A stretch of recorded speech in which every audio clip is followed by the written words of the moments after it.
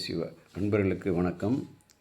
இந்த பகுதியிலே திருஞான சம்பந்தர் பெருமான் வைகாசி மூல நாளில் காலை 11 11 அல்லது 10:30 11 அந்த நேரத்திலே ஐக்கியமான காட்சி இருக்கிறதல்வா, அதை இங்கே விரித்து கூறியிருக்கிறேன். சேக்கிழார் பெருமானால் அருளப்பெற்ற பாடல்கள் 1245 1256 நிறைவு பகுதி அவருடைய வரலாறு அதுவரையும்.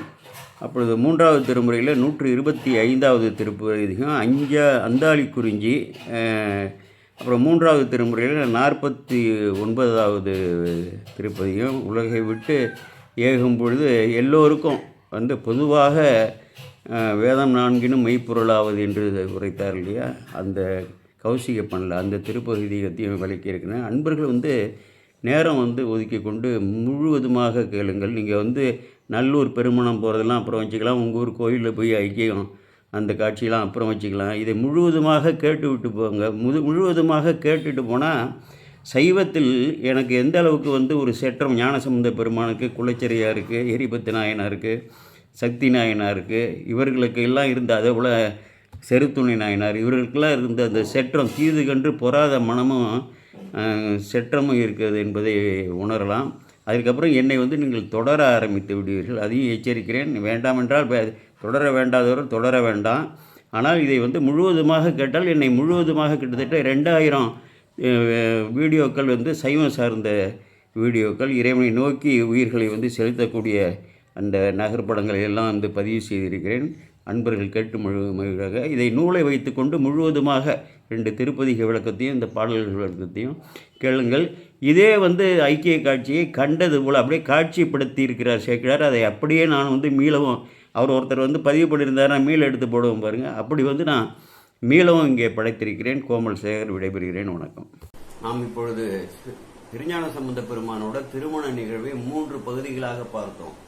இன்று நாம் பார்க்க போவது திருஞான சம்பந்த பெருமான் அங்கே திருநல்லூர் பெருமணத்திலே ஆலயத்தை மறைத்து அங்கே எழுந்த அழகில் ஜோதி என்று சொல்வார்கள் இல்லையா, வானுர எழுந்த ஜோதியிலே பாதை வகுத்து காட்ட, வழி வகுத்து காட்ட, எல்லோரையும் திருமணத்தில் கலந்து கொண்டவர்கள் எல்லோரையும் இறைவனடி கூடுவாறு அனுப்பிவிட்டு தானும் தன் மனைவியை கைப்பிடித்து கொண்டு எய்திய அந்த நிகழ்வை, அந்த முத்தி பேரை அடைந்ததை சாயுஜ நிலையை நாம் இப்பொழுது விளக்க இருக்கிறோம்.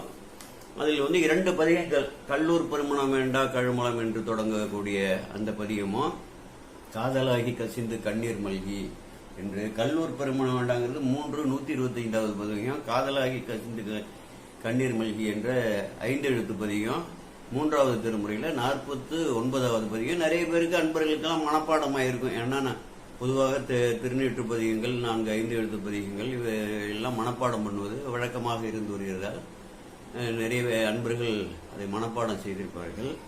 அப்படிப்பட்ட அற்புதமான ஒரு நிகழ்வு அது. இப்போ என்ன செய்யறன்னா, அந்த இறைவனை அந்த திருமணம் முடிந்து எரியை வளம் சூழ வரும்பொழுது இந்த அப்படியே உள்ளத்தில் நினைக்கிறாரு, இந்த இல்லு ஒழுக்கம் சேர்ந்தது. நான் முன்னமே இந்த இல்லு ஒழுக்கத்தை எல்லாம் விட்டு போய் உலகத்தை எல்லாம் புறந்தள்ளி முன்னமே சிவபெருமானோட திருவடியை நினைத்து சிவலோகத்தில் அந்த இன்பத்தில் தெளிக்கிறது. நமக்கு இப்படிப்பட்ட ஒரு இல்லு ஒழுக்கம் நம்ம விரும்பாதது இங்கே சேர்ந்ததே, சூழ்ந்ததே. இவள் தன்னோடும் அந்த மேல் சிவன்தால் சேர்வேன் என்று மனசுக்குள்ள நினைக்கிறாரு. இந்த பெண்ணையும் நான் அழைத்து கொண்டு அந்த எல்லை இல்லாத சிவபெருமான் திருவடியை நான் சார்வேன் என்று உறுதியுடன் கைப்பற்றி கொண்டு அங்கிருந்து வரார். கோயிலை நோக்கி வராரு. வலம் வர வேண்டியவர் வலம் வராம கோயிலை நோக்கி செல்கிறார். எல்லாரும் திகைக்கிறார்கள். அவர்களும் சேர்ந்து அவரோட போகிறார்கள். ஏன்னா ஞானாசிரியர் அவரிடம் போய் என்ன சொல்ல முடியும்? மல்பெரும் கிளையும் தொண்டர் கூட்டமும் மல்கி சூழ. அவர் அங்கே செல்லும் பொழுது அந்த சுற்றத்தார்களும் அந்த திருத்தொண்டர்களும் சேர்ந்து அங்கே செல்கிறார்கள். அலைகள் மெய்ஞானத்தை எல்லை அடைவரும் குறிப்பால். அப்பொழுது என்னன்னா ஒரு குறிப்பு அவர் மனதில், அலைகள் மெய்ஞானத்தை அடைய போகக்கூடிய குறிப்பு அங்கே எழுகிறது. அங்கன் உலகின் மருங்கும் நீங்க முன்னதாக உலகோட உலகியல் எண்ணங்கள், மாயா உலக எண்ணங்கள்லாம் முற்றிலுமாக நீங்கி இருந்தவர் தானே. அதெல்லாம் நீங்க உடன் அணைந்து அருள வேண்டி, இறைவனை இறைவனோட திருவடியை அடைந்து அணைய வேண்டி கொலோமணம் புரிவித்தார் கோயிலை நோக்கி வந்தார். இந்த திருமணத்தை ஏற்பாடு செய்து இந்த லீலைகளை எல்லாம் திருவிளையாடல் எல்லாம் நடத்தக்கூடியவரே சிவபெருமான் தான். இதுதான் முற்றிலுமாக நான் புரிந்து கொள்ள வேண்டும். பரஞானிகளுக்கு திருமணம் ஏற்காது. முன்னதாகவே அது பரஞான நிலையில் பல பிள்ளைகளை பார்க்கிறோம். சில பேர் வந்து திருமணமே வேண்டாம்னு யோக நிலையிலேயே போவான். அது முன்னை பிரிவிலேயே யோக நிலையை எய்து ஞானத்தை நோக்கி பயணித்தவன் வந்து உலகியல் பற்றுகளை வந்து விடாம இறந்திருந்தா மீண்டும் வந்து பிறப்பு வரும் பொழுது இந்த இவைகளையெல்லாம் வென்று இருப்பான். இந்த இல்லறம் நடத்த வேண்டிய அந்த வேட்கையெல்லாம் அவன் வென்ற நிலையில் இருந்தவன் பிறந்தான்னா அவன் திருமணம் பண்ணிக்க மாட்டான். சில பேர் ஞானிகளாகவே வந்து பிறக்கிறார்கள். எவ்வளவு பேர் ஆதிசங்கரர், ராமலிங்க அடிகள்லாம் இளமையிலேயே ஞானம் பெற்று, அதே போல நம்ம ரமண மகரிஷி, எவ்வளோ ஞானிகள், பரஞானிகள், சிவஞானிகள் எவ்வளோ பேர் இருக்காங்க. அவர்களுக்கெல்லாம் எப்படி இதெல்லாம் வருகிறதுன்னா முன்னை பிறவியோட தொடர்ச்சி ஒரு காலகட்டத்துக்கு அப்புறம் அப்படி வந்து சூழ்கிறது. சில பேருக்கு வயதான பிறகு அந்த ஞானம் வருகிறது. அது பல பேர் நான் வந்து பார்க்கிறோம். இப்ப குலமணம் புரிவித்தார்னா இந்த மறைவர் குலத்திற்கு ஏற்றவாறு இவரை திருமணம் செய்து கொள்ள செய்த அந்த இறைவனுடைய கோயிலை வந்து சேர்ந்தார். இது வந்து 1642-43 மீண்டும் இந்த பாடல்களை சொல்லி தொடங்குகிறேன். சிவனமர்ந்த அருளும் செல்வ பெருமணத்தில் எய்தி, அங்கு சிவபெருமான் விரும்பி அமர்ந்தருளும் முத்திப்பேறு கொடுப்பதற்காகவே அமர்ந்தருளக்கூடிய அந்த திருப்பெருமணம் என்ற அந்த சிவாலயத்தில் எய்தி தவநெறி வளர்க்க வந்தார். தலைப்படும் சார்பு நோக்கி தவநெறி வளர்க்க வந்தார்னா உலகத்துல வந்து சிவஞான நெறி, தவநெறினா சிவஞான நெறி, சிவபெருமானோட திருவடியை எய்த செய்ய நெறி தான் தவநெறி என்று பேரு. அந்த தவநெறியை வந்து வளர்க்க வந்தவர் இறைவனை தலைப்படும் அந்த சார்பு நோக்கி, சார்பு நிலையை வந்து நோக்கி, அந்த சூழலை நோக்கி பவமறை என்னை முன்னால் ஆண்ட பண்பு கூட, இந்த உலகியல் பிறப்பெல்லாம் முற்றிலுமாக முன்னதாகவே என்னை ஆண்டு அங்கு சிவலோகத்தில் இருத்திய நீங்கள் என்னை வந்து இங்கே அனுப்பிவிட்டீர்கள். மையல் செய்து இந்த மண்ணில் மேல் பிறக்குமாறு காட்டிவிட்டீர்கள். அது மீண்டும் அற வேண்டும் எனக்கு. பவமறை என்னை முன்னால் ஆண்ட அப்பண்பு கூட, அதே பண்பு நிலை முன்ன எப்படி நீங்கள் என்னை ஆட்கொண்டீர்களோ இந்த பிறப்பில் இருந்து, அதுபோல் என்னை ஆட்கொள்ள வேண்டும் என்ற ஒரு கருத்துடன் நவமலர் பாதம் கொண்டுன்னா, நவமலர்னா புதிய மலர், அன்று அலர்ந்த மலர்னு அர்த்தம். அப்படிப்பட்ட பாதத்தை உடைய எம்பெருமானோட திருவுடைய கூட்டம் நல்ல உணர்வு அவருக்கு வந்து கூட்டும், என்னை கூட்டுங்கள் என்ற நல்லுணர்வு அவர்கிட்ட வருது. இறைவன்கிட்ட கேட்கிறாரு. அதே போல உங்களோட திருவடியை வந்து சேரத்தக்க அந்த நல்லுணர்வை எனக்கு அந்த நற்பெயரை எய்த செய்யுங்கள் என்று ஒரு நல்லுணர்வு அவருக்கு அங்க வருகிறது. இங்க எடுக்கிறாரு. காதல் மெய்ப்பதிகம் கல்லூர் பெருமணம் எடுத்து, காதலோடு இறைவன் மேலோட ஒரு பேரன்போட ஒரு கல்லூர் பெருமணம் வேண்டா என்று ஒரு திருப்பதிகத்தை எடுத்து அங்கே பாடுகிறார். அப்படி அவ்வளவு மெய்ப்பொருளை உள்ளடக்கிய பதிகம். அதுக்கு என்ன சொல்றாருன்னா, கண்டோர் தீதொரு பிறவி பாசம் தீர்த்தல் செம்பொருளாக கொண்டு, அந்த திருப்பதிகத்துல என்ன பொருள் கொடுத்திருக்காருன்னா, இந்த திருமணத்திற்கு வந்திருந்தார்கள் இல்லையா, இவரோடு கூடியிருப்பவர்கள், இவர் இந்த திருமணத்திற்காக பல்வேறு விதியினால் வந்தவர்கள், விருப்புடன் வந்தவர்கள் என்று எல்லோரும் இருக்கிறார்களே. அந்த திருமணத்தை கண்டோர், அந்த திருஞான சம்பந்த பெருமான் திருமணத்தை கண்டோர்கள் தீதுரு பிறவி பாசம் தீர்த்தல் செம்பொருளாக கொண்டு, இவர்களுக்கு வந்து தீது கொடுக்கக்கூடிய, மீண்டும் மீண்டும் பிறவியை கொடுக்கக்கூடிய அந்த பாசவினையான ஆணவ மலம் முற்றிலுமாக சக்தியற்று போய் இவர்கள் சிவபெருமானோட கழல் கூட செய்யக்கூடிய அந்த வேண்டுதலை கருத்தாக கொண்டு, உள்பொருளாக கொண்டு இந்த திருப்பதிகத்தை அருள்கிறார். அதனாலதான் நான் வந்து தொடக்கத்திலேயே சொன்ன இந்த ஞானசம்பந்த பெருமான் திருமணத்தை முதல் 3 பிரிவுல முதல் பிரிவிலேயே அதை சொன்னேன். இதை யார் வந்து இந்த 3 பிரிவுகளையும் முற்றிலுமாக பாடலுக்கு பாடலை நான் விளக்க சொல்றதை கேட்கிறீங்களோ, உங்க இல்லத்துல திருமணம் ஆகாத ஆன்ம பெண்ணோர் இருந்தா அவர்களுக்காகவும் அவர்களும் கேட்க வேண்டும், அவர்களும் கேட்டுக்கணும். பெற்றோர்கள் மட்டும் கேட்டா எப்படி பிள்ளைகளுக்காக ஓரளவு ஆகும். அவர்களும் வந்து விரும்பி கேட்க வேண்டும், சிவத்தை வந்து சார வேண்டும், சிவன் தான் ஏக இறைவன் என்பதை உணர வேண்டும். அப்புறம் வாழ்வியல்ல நியாயமாக நீங்க என்னென்ன நன்மைகள் வந்து விரும்புறீங்களோ அவளையும் கிடைக்கும். சிவஞான நெறி உங்களுக்கு எய்த செய்யப்படும். அந்த சிவஞான நெறியும் உங்களுக்கு வந்து எய்தும் என்பதை நான் வந்து சுற்றினேன். அந்த கருத்தை தான் இந்த வரி சேக்கிடாரோட வரி சொல்லுகிறது. அந்த வாக்கியத்தில் அவர் சொல்றாரு, என்ன சொல்றாருன்னா, கண்டோர் தீதுரு பிறவி பாசம் தீர்த்தல் செம்பொருளாக கொண்டு, இதுல என்னன்னா இந்த திருப்பதிகம் முழுவதுமே இந்த மீண்டும் மீண்டும் பிறவி கொடுக்கக்கூடிய அந்த தீது செய்யக்கூடிய அந்த ஆணவ மலத்தை சக்தியேற போக செய்து இறைவனோட திருவடியை கூட்ட வேண்டும் என்ற விண்ணப்பத்தை செம்பொருளாக செம்மையான பொருளாக கொண்டு பாடியிருக்கிறாருன்னு சொல்றாரு. என்ன சொல்றாரு, நாதனே நல்லூர்மேவும் பெருமண நம்பனே, உன் பாதம் மெய்நிழல் சேரும் பருவம் இது. நான் மட்டுமல்ல, என்னோடு வந்து கூடியவர்கள் எல்லாம் உன்னுடைய பாதத்தை, உன்னுடைய திருவடி நிழலை சேரக்கூடிய பருவம் வந்து இன்றைக்கு வந்து விட்டது, இது இப்பொழுது என்று பாட என்று எடுத்து பாடுறாரு. தேவர்கள் தேவர்தாமும் திருவருள் புரிந்து, உடனே எம்பெருமான் அந்த திருப்பதிகம் பாடி முடிச்சோம்னா என்னன்னா ஒரு பெரிய திருவருள் புரியுறாருங்க. இது வந்து ஒரு அற்புதம். இப்படி வந்து ஒரு இறைவன் எந்த சமயத்திலாவது உண்டா? நமது சமயத்தை, நமது சமய இறைவனை, நமது சமய இறைவனோட கருணையை, அருளிப்பாடை நாம் வந்து புரிந்து கொள்ள வேண்டும் என்று கொஞ்சமாவது நேரம் ஒதுக்க வேண்டாமா? 16 மணி நேரம் 17 மணி நேரம் விழித்திருக்கிற நேரத்தில் 1 மணி நேரம் இறைவனுக்காக கொடுக்க கூடாதா?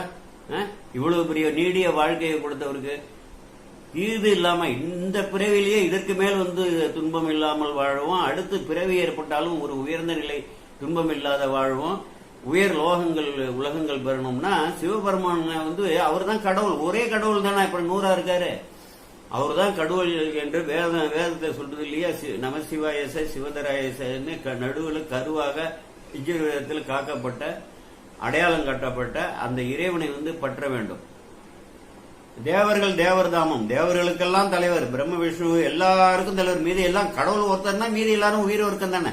இதுல பெரிய ஞானமா வேணும்? கடவுள் ஒருத்தர் தான், அது ஒப்புக்கொள்கிறோம். அப்புறம் மீதி பேர்லாம் யாரு? இதர தெய்வங்கள்லாம் பிறப்பிறப்புக்கு உட்பட்ட உயிர் வர்க்கங்கள் என்பதை புரிந்து கொள்ள வேண்டும். தேவர்கள் தேவர்தாமும் திரு அருள் புரிந்து, இவர் என்ன வேண்டியவருக்கு வேண்டியதே ஈவான் கண்டாய் என்று சொல்வது போல அவர் என்ன வேண்டினாரோ மெய்ஞானத்தோட, இந்த தூய்மையான எண்ணத்தோட அதை உடனே அருள்றாரு. திரு அருள் புரிந்து என்ன ஒரு வாக்கு, நீயும் பூவை என்னாலும், இந்த பூ போன்ற உன்னுடைய மனைவியும் இங்கு உன் புண்ணிய மனத்தில் வந்தார். நீங்கள் மட்டுமல்ல, உன்னுடைய புண்ணிய மனங்கிறாரு. என்ன மனம்? புண்ணிய மனம். அதான் இந்த திருமணத்தை வந்து நடந்தது. அதான் வரிக்கு வரி என்னால இயன்ற அளவு எனக்கு எப்படி இறைவன் வந்து உணர்த்துகிறாரோ, சேக்கிரார் பெருமான் வந்து சொன்ன கருத்துக்கள்ல இருந்து வழுவாம நான் வந்து விரித்து உரைத்திருக்கிறேன். இது வந்து இறைவனோட திருவுருள் என்றைக்குமே இருக்க போகுது. எதிர்காலத்திலும் எல்லாரும் வந்து கேட்க போகிறார்கள் அன்பர்கள்லாம்.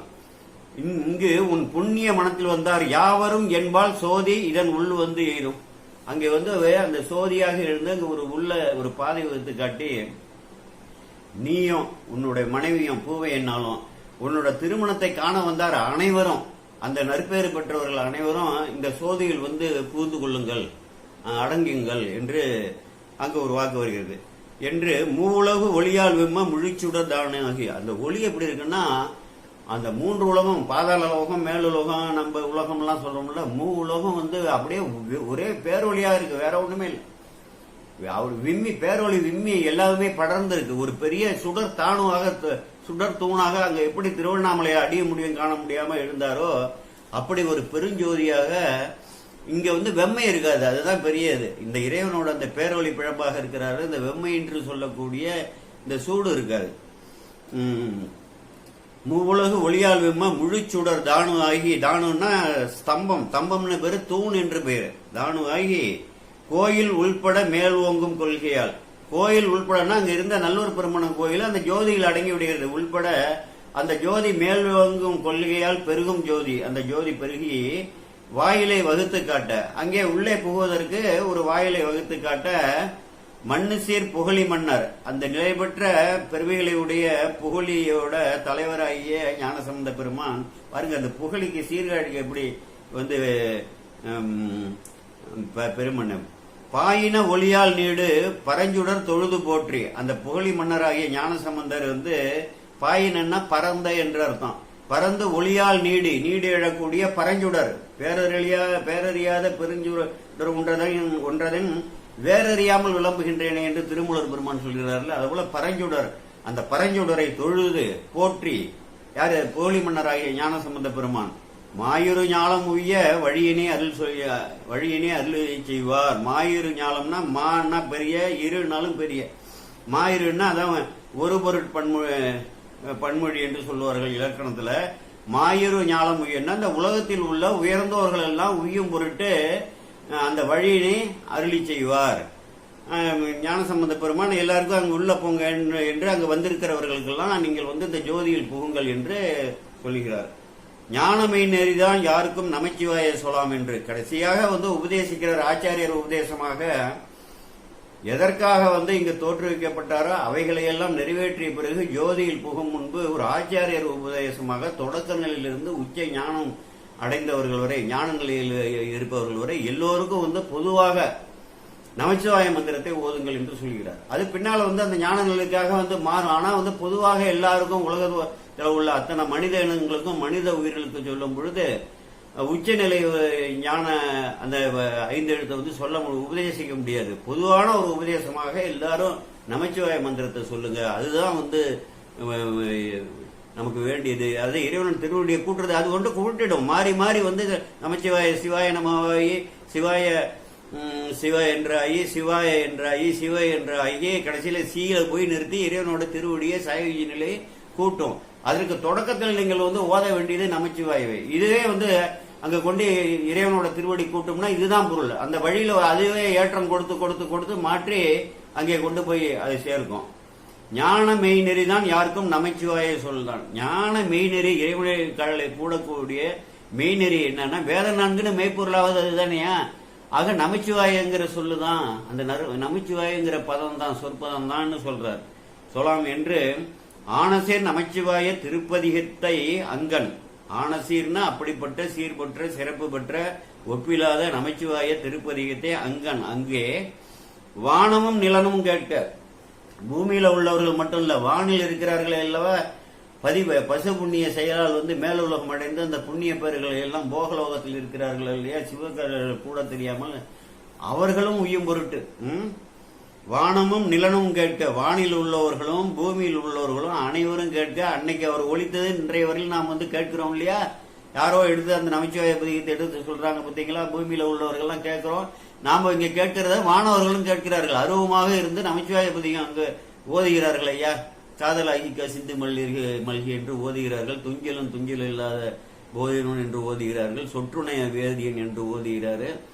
மற்ற பற்று எனக்கின்றி நின் திரு பாதமே மனம் பாவித்தேன் என்று எடுத்து நமச்சிவாய பதிகம் சுந்தரமூர்த்தி சாமியில் பாடுகிறார்னு. எங்க நமச்சிவாய இறைவனோட பெருமை ஒழிக்கிறது அங்கெல்லாம் தேவர்கள்லாம் வந்து விடுவார்கள்.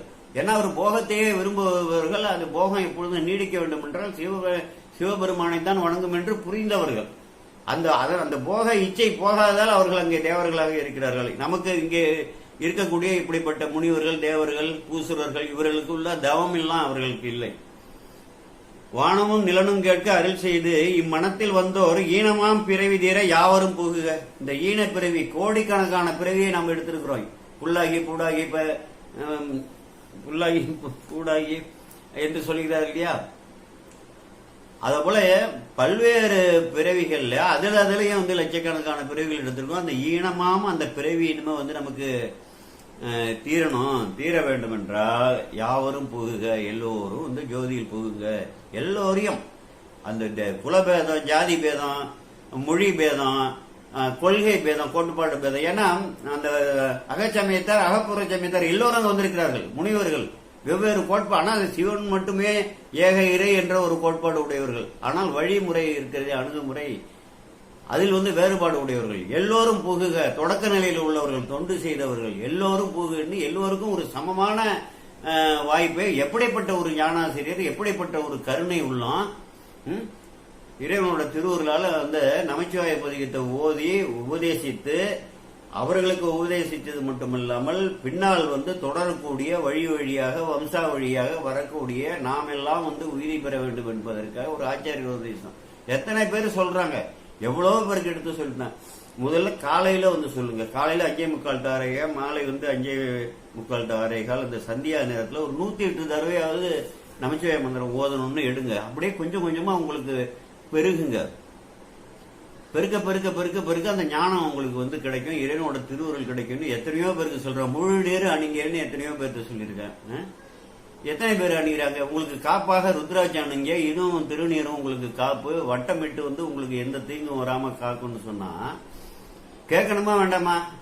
விதியிலாதார் என் செய்வாரோ, விதியிலாதார் வெஞ்சமனர் சாக்கியர் என்றவர்கள் மதியிலாதார் என் செய்வாரோ வழிவிளமே ஏங்குறாரு ஞானசம்பந்த பெருமான். மதியில்லாதவர்களா இருக்கிறார்கள் இந்த மக்கள்லாம் சொல்லி அப்படி வந்து வருத்தப்படுகிறார். அந்த நிலையில் தான் நாங்களும் இருக்கிறோம். எப்போ இவ்வளவோ எடுத்து சொல்கிறோம், நாங்களே அணிந்து செயலாக்கமாகவே காட்டுகிறோம், செய்ய மாட்டேங்கிறார்களே. அப்புறம் அந்த கஷ்டம் வருது, இந்த கஷ்டம் என்ன, இந்த கஷ்டங்கள் எதனால வருதுன்னு கூட அறிய முடியாத இவ்வளவு இடர்பாடுகள், வாழ்வியல் இடர்பாடுகள்லாம் வருது. பஞ்சபூதங்களால் வந்து பல்வேறு வகையான இடர்பாடுகள்லாம் வருகிறது. என்ன என்று மருந்து கண்டுபிடிப்பதற்குள்ள உலகத்தில் எவ்வளவு பேர் பலியாகி விடுகிறார்களே. வெவ்வேறு வகையான வியாதிகள் வருகிறது, பஞ்சபூதங்கள், சுனாமி என்று வருகிறது, வெள்ளம் வருகிறது, வறட்சி வருகிறது, புயல் வருகிறது, பூகம்பம் வருகிறது, வெவ்வேறு வகையான தீ கொழுந்து விட்டு எரிகிறது, வெவ்வேறு வகையான பஞ்சபூத செற்றங்கள்ல வருகின்றன. இவைகளுக்கெல்லாம் காரணம் என்ன என்று சிந்திக்கவே இல்லை. இதற்கு காப்பு என்ன? அந்த ஆச்சாரியர்கள் வழியாக ஞான இறைவனே கொடுத்திருக்காரு. வேத நெறிய 4 கீழே எதற்காக அருளினாரு? இந்த உயிர்களை எல்லாம் உயிர்க்கதானே அருளினாரு. அவரே எல்லாமே தெரிவித்து விட்டாரு. அதன் ஆச்சாரியர்கள் ஒவ்வொரு காலகட்டத்தில் அங்கங்கே ஆச்சாரியர்கள் எல்லாம் தோன்றிருக்கிறது. அவர்கள் வழியாக நமக்கு உபதேசிக்கிறார்கள். ஆனால் பற்றாம அந்த கஷ்டத்தை அனுபவிச்சுதான் தீரணும்னு அதான் விதி. அதுதான் விதியில்லாதார் வெஞ்சமனர் சாக்கியர் என்றவர்கள் அவர்களும் உயிர்கள் தான். அவர்களும் நம்ம அன்பு செலுத்த வேண்டிய புரட்சமேட்டார் இருந்தாலும் அவர்களும் அன்புக்கு உரியவர்கள் தான். ஏன்னா எல்லாமே இறைவனுக்கு முன் சமம். மதியில்லாதார் என் செய்வார்? அந்த சிவனை பற்றி உய்ய வேண்டும் என்ற அறிவே இல்லையே, அந்த மதியே இல்லையே, சிந்திக்கவே மறுக்கிறார்களே, என் செய்வாரோ வழிவிலமையன்னு ரொம்ப ஏங்குவார். ஒரு ஆச்சாரியரோட ஏக்கம் அப்படிதான்.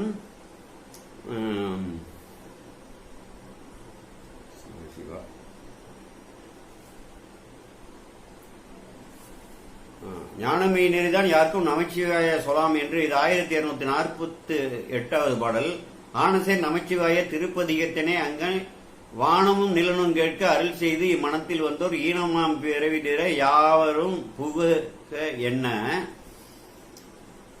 வருமுறை பிறவி வெள்ளம் வரம்பு காணாது அழுந்தி உரு எனும் துயரக்கூட்டில் உணர்வின்றி மயங்குவார்கள். திருமணத்து உடன் சேவித்து முன் செல்லும் சிறப்பினாலே மருவிய பிறவி நீங்க மண்ணு சோதியின் உட்புக்கார். பாருங்க, எல்லாருக்கும் அந்த சான்ஸ் அடிச்சு போச்சு.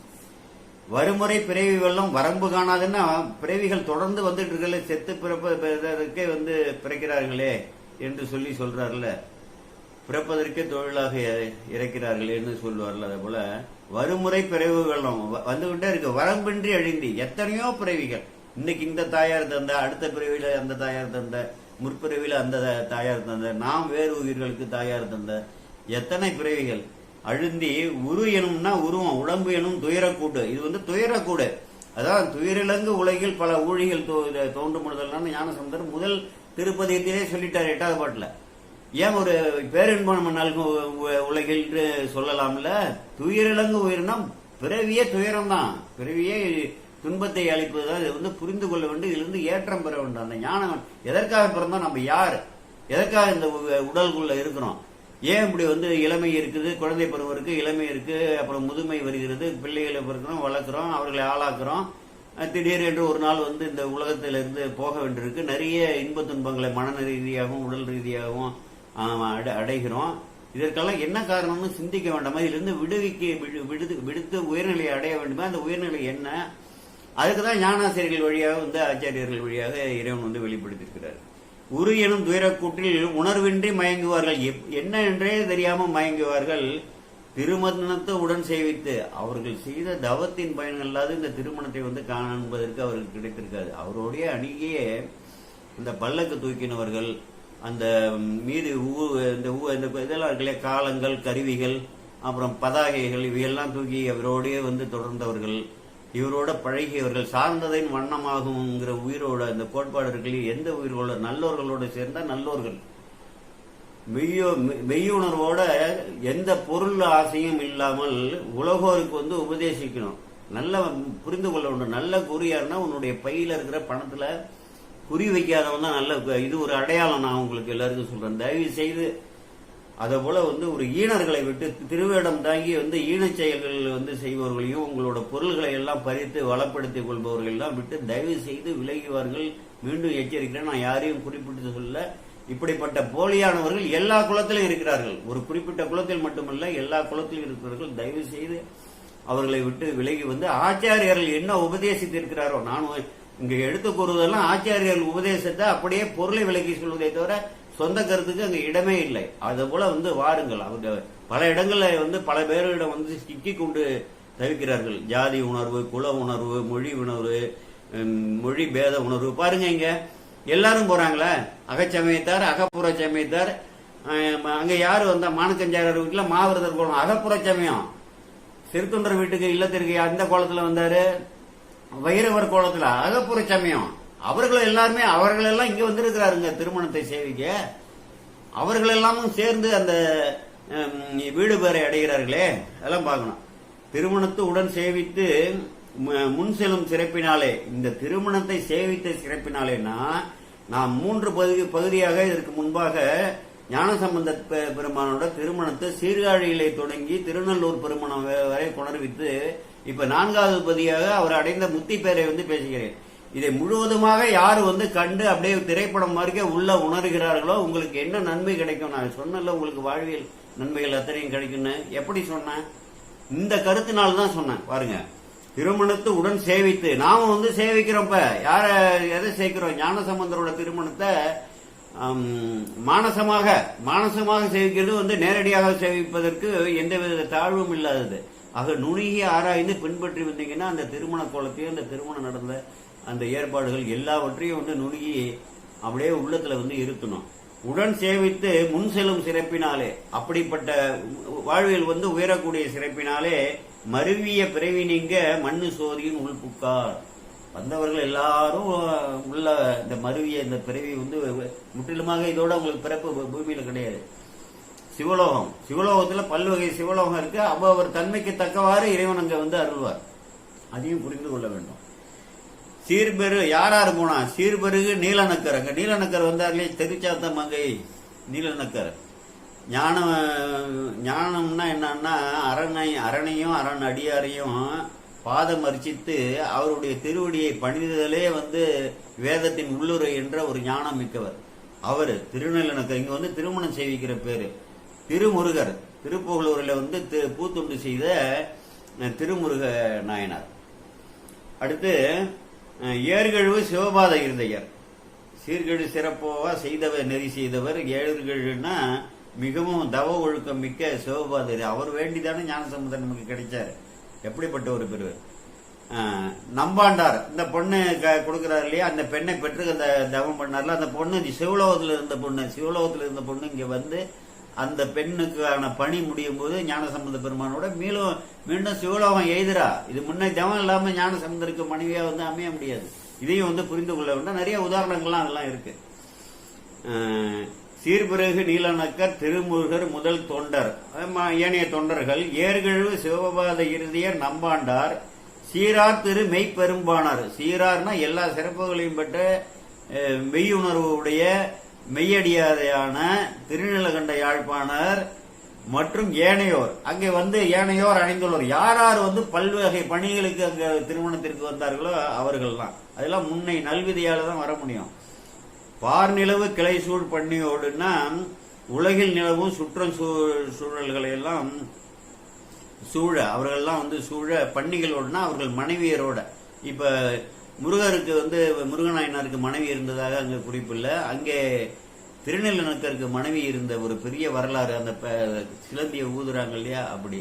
சிவபாத இருதயர்னா அவரோட ஞானசம்பந்த பெருமானோட தாயார் பகவதி அம்மையார். நம்பாண்டார்னா அந்த பெண்ணை கொடுத்தவர் தாயாரு.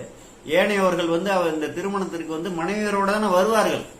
எல்லோரும் என்னன்னா குடும்பத்தோடு தான் அப்பொழுது வர பழக்கம். இப்பொழுது இந்த ஏதோ ஒரு போக்குக்காக பத்திரிகை வைத்து விட்டார்களே போய் வருவோம் என்று அப்படி வருவதில்லை. மனைவியோட தான் சேவிப்பார்கள். அவர்களுக்கு எல்லாமே இந்த புண்ணியம் கிடைத்திருக்குது. ஆமா, பண்டிகளோடு உணன் புக்கார் உள்ளே புகுந்தார்கள், ஜோதியில் கலந்தார்கள். அணிமுத்தன் சிவிகை முதல் அணிதாங்கி சென்றவர்கள், சிவியை தாங்கி சென்றவர்கள் அணிமணிகளை எல்லாம் சின்னங்களை எல்லாம் இருக்கு, ஊது சின்னங்கள் பதாகைகள் எல்லாம் தாங்கி வந்தார்கள் பாருங்க.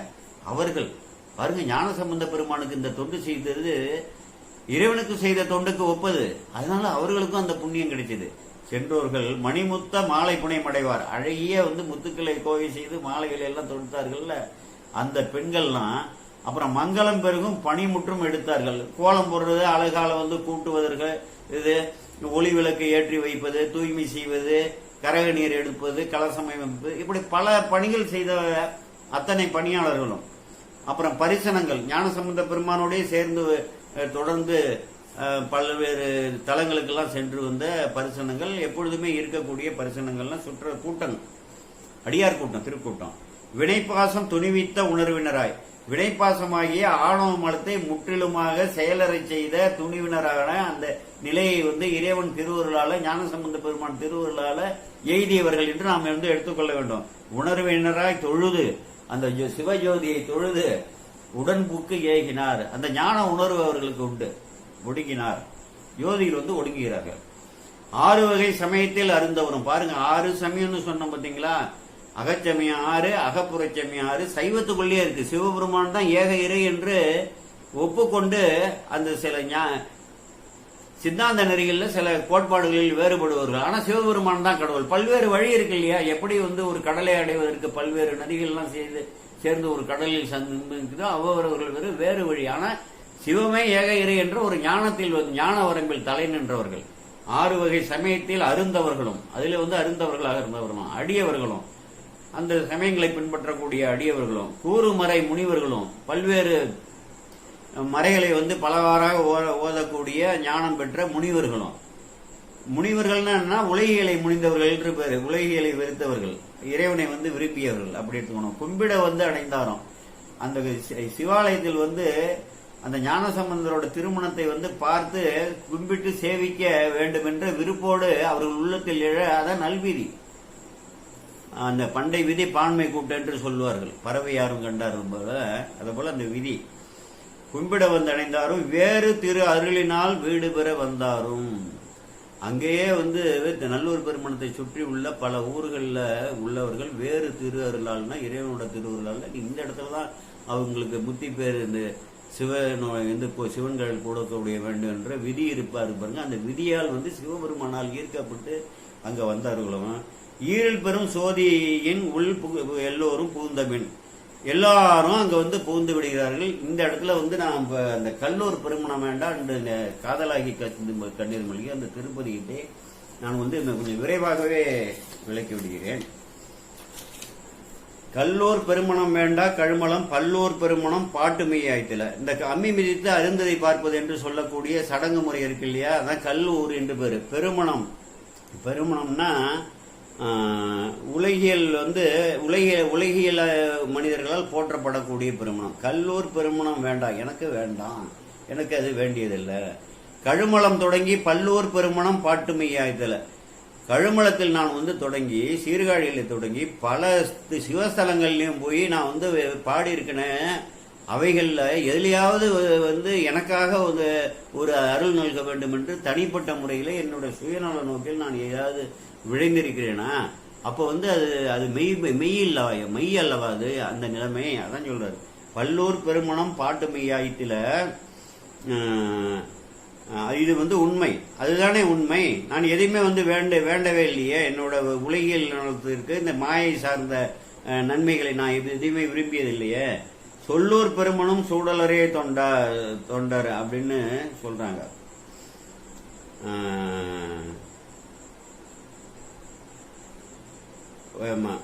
ஊரார்கள் பெரிதாக மதித்து போற்றும் இல்லற வாழ்வை அந்த வாழ்வை போற்றக்கூடிய பெருமணம் அந்த தொண்டர்கள் உண்மையான மெய் தொண்டர்கள் போற்ற மாட்டார்கள்.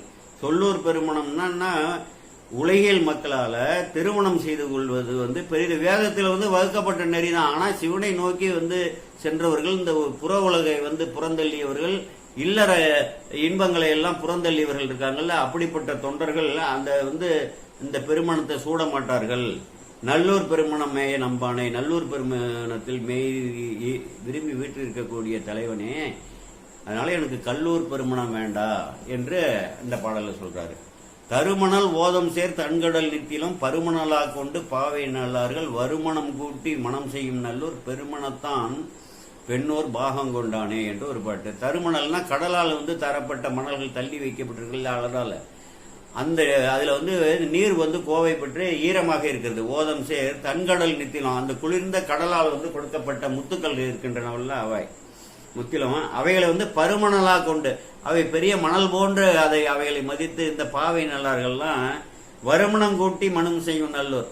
அங்கே திருமணம் செய்வது போல சடங்கு செய்வது போல விளையாட்டுகள் எல்லாம் விளையாடக்கூடிய பாவை நல்லார்கள் என்று சொல்கிறார்கள். ஆமா, பாவினர்கள் பெருமணத்தான், அந்த நல்லூர்ல இருக்கக்கூடிய பெருமணத்தான் ஆகிய இறைவன் பெண்ணூர் பாகம் கொண்டானே என்று இந்த பாட்டில் ஒரு நிறைவு செய்தார்னா என்னன்னா, உலகியல் திருமணம் மாயையால அப்படிதான். உலகியலில் வந்து இந்த பெண்கள் எப்படி திருமண சடங்குகள்லாம் செய்வது போல இந்த விளையாட்டுகள்லாம் செய்து மகிழ்கிறார்களோ அதே போல உலகியலில் உள்ள மக்களும் செய்யக்கூடிய திருமணமும் ஒரு பெரிய விளையாட்டு தான் என்று அப்படி வந்து இங்கே எடுத்து உரைக்கிறாரு. அப்படி வந்து பெருமணத்தான் ஒரு பாகம் கொண்டானே, பெண் ஒரு பாகம் கொண்டானேன்னா எதற்கு வந்து தென்பால் உகந்தாடும் தில்லை சிற்றம்பலவன் பெண்பால் உகந்தான் பெரும்பித்தன் காணியடி, பெண்பால் உகந்த நிலையில் பேதாய் இருநிலத்தோர், இந்த பெரிய நிலத்தோர் விண்பால் யோகி இது வீடு ஒரு காலம், அவன் பெண்ணோட வந்து போகம் துய்ப்பது போல உலகிகளுக்கு வந்து ஒரு காட்சி காட்டவில்லை என்றால், விரும்புவது போல் வந்து காட்டவில்லை என்றால், இந்த உலகத்தில் இருக்கக்கூடியவன்லாம் பெண்ணே வேண்டான்னு சொல்லிட்டு யோக நிலைக்கு போய் எதுவுமே அடையாம இறைவனை வந்து அடைய முடியாம அழிந்து போய் விடுவார்கள் என்று பதில் சொல்கிறார்கள். அப்படிதான் ஆமா, பெண் ஒரு பாகம் கொண்டானே என்று ஆக உலகியல் திருமணமும் ஒரு விளையாட்டேங்கிற ஒரு ஞானத்தை வந்து இங்கே கொடுக்கிறாரு. அன்புரு சிந்தையராகி அடியவர் நண்புரு நல்லோர் பெருமணம் மேவின் என்று இன்புரு எந்தை இணையடி ஏத்துவார் துன்புறுவார் அல்ல தொண்டு செய்வாரே. அன்புரு சிந்தையராகினா உலகில வந்து புறந்தள்ளி சிவன்பால் வந்து ஞானம் ஈசன்பால் அன்பே என்று சொல்கிறார் இல்லையா. அதனால அந்த அன்புரு சிந்தையராகி இறைவன் மேல உள்ள அன்பு தான் இந்த உயிரறிவில முற்றிலுமாக நிறைந்திருக்க என்பதை அறிந்து கொள்ள வேண்டும். அடியவர், அப்படிப்பட்ட அடியவர்கள் நண்புருன்னா நலம் விளைவிக்கக்கூடிய நல்லொரு பெருமணம் மேவின் என்று அந்த அடியவர்களுக்கெல்லாம் வந்து நலம் விளைவிப்பதற்காக இறைவன் வந்து என்ன பண்றாரு, நல்லோர் பெருமணத்துல மேவி நின்று இன்புறுகிறார். இன்புறும் எந்த இணையடி ஏற்றுவார். அப்படி வந்து இன்புறக்கூடிய இறைவனுக்கு என்ன இன்பம் வந்திருக்கு, இந்த அடியவர்களுக்கெல்லாம் நலம் விளைகிறதேங்கிற வந்து இன்பம். இவர்களுக்கு ஞானம் வந்து நம்மை நோக்கி வர ஆரம்பித்திருக்கிறார்களே, இந்த பொய் உலகை மாய உலகை புறந்தள்ளி விட்டார்களே என்று இன்புறக்கூடிய எந்தை அப்படிப்பட்ட சிவபெருமானோட இணையடியை ஏத்துவார் போற்றி பரவுவார் துன்புறுவார் அல்லர். அவர்களுக்கு இந்த உலகியல் துன்பமும் கிடையாது, இனி பிறவி துன்பம் கிடையாது.